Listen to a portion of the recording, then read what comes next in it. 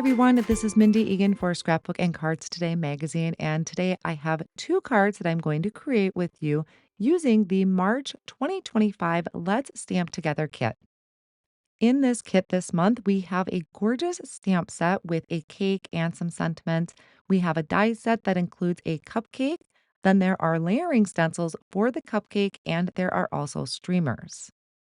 I'm going to be starting with the cupcake. So I'm using these two dies and I die cut them 3 times from white cardstock. We have our cupcake wrapper and then also our cupcake topper.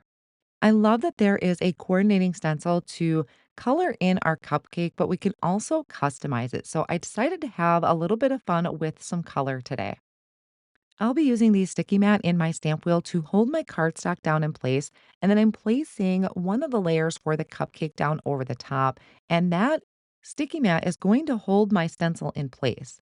Now, I am coming in with a light blue ink. This one happens to be Confetti Cake from Tailored Expressions to add those swirls in every other position.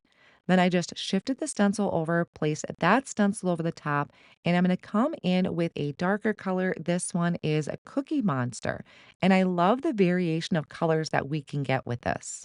Off screen, I'm going to clean up my stencil with some rubbing alcohol. I can remove my cupcake. I like to use a die pick to help get underneath that and peel it away from the sticky mat. I'm going to use that same process for the other two cupcakes that I have. This one, I am using peaches and cream. And then for the second layer, I'm going to be using candy corn. So you notice that I'm using the same kind of color family for the cupcake toppers. I'm just changing the shades throughout to give that variation. And when I get to the wrapper, I'm going to keep that in the same color family as well. So now I'm moving on to my last cupcake that's going to go on a particular card project I have in mind. This time I am starting out with Granny Smith. So I start out with that light shade and then I'm going to move on to a darker color. My darker color for this one is going to be Pea Pod ink. And what I love about this when you do the stencil is it kind of gives you a white border around each area. And I think that just helps make everything stand out even more. Now, I did die cut out one more piece for the cupcake topper. I could not resist creating a rainbow one. So I did a lot of masking and I was able to bring in different colors of the rainbow using my inks and a small blending brush to really help kind of control that area. Now, you do have to kind of plan ahead a little bit because the stencil does go every other one. So when you're picking out your colors, you have to keep that in mind so you can fill in the missing areas with the colors that fit from the rainbow. And this just turned out so super cute. Now, I do have one other card project that I wanted to create. This time, I really wanted to use these streamers and I wanted to do something a little different than what's already been done. So, I am going to be doing a mini slimline card. I have my main card panel cut to 3 inches by 6 inches. I masked off everything off onto the right hand side. So, I'm just working on one streamer section. And I did a little bit of pink ink on the left-hand side of it, and then brought in some yellow on the other side. So that when these two kind of mix, they create that middle color for the rainbow portion. And then I did that for the rest of the streamers using the yellow with the blue and then the blue with the purple. And then the one that's kind of really on the far edge, I'm just going to use the leftover ink that is on my pink blending brush. Now, the other stencil that's going to line over the top of this kind of creates like a shadow area for the streamers. And instead of going through more ink colors, I thought it would be really cool to add in this Astro paste. This is a glitter paste from Simon Hurley. This is in Fool's Gold. Now, when you first apply it, it's going to look pretty cloudy. It's not going to look really pretty at first. But after I remove the stencil and let it dry, it has the most amazing texture and sparkle to it.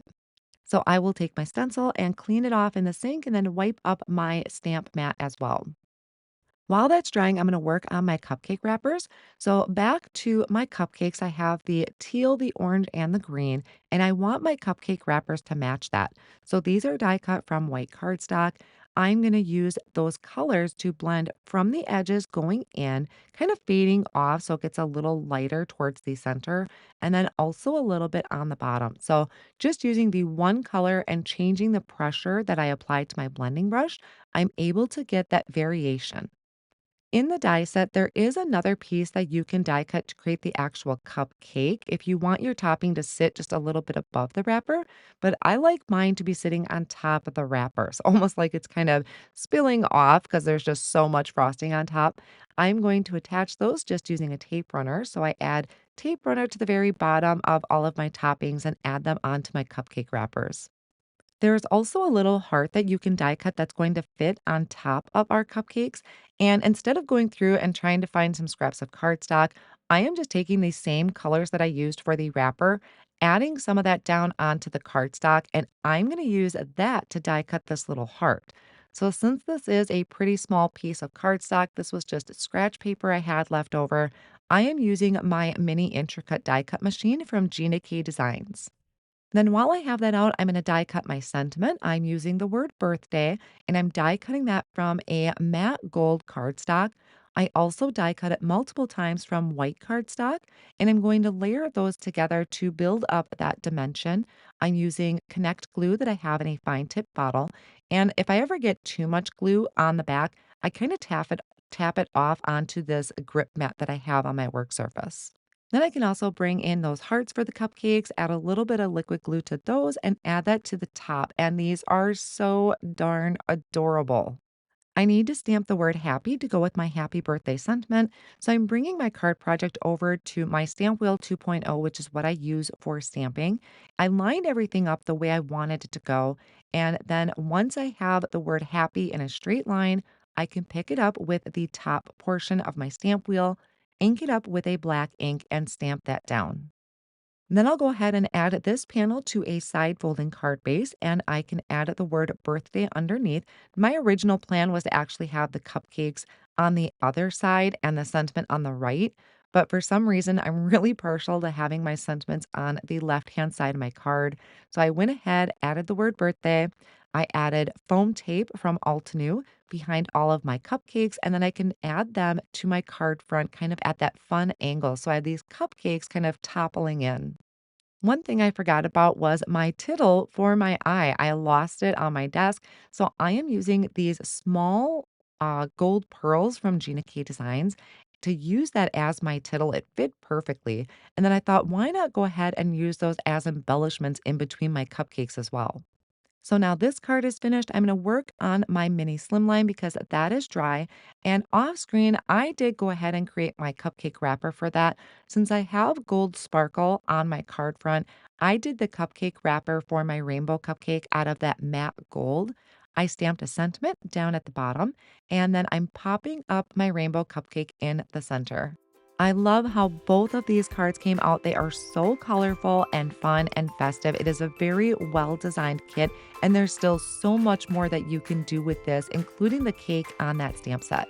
I hope you all enjoyed today's inspiration using the March 2025 Let's Stamp Together kit from Scrapbook and Cards Today magazine. Thanks for joining.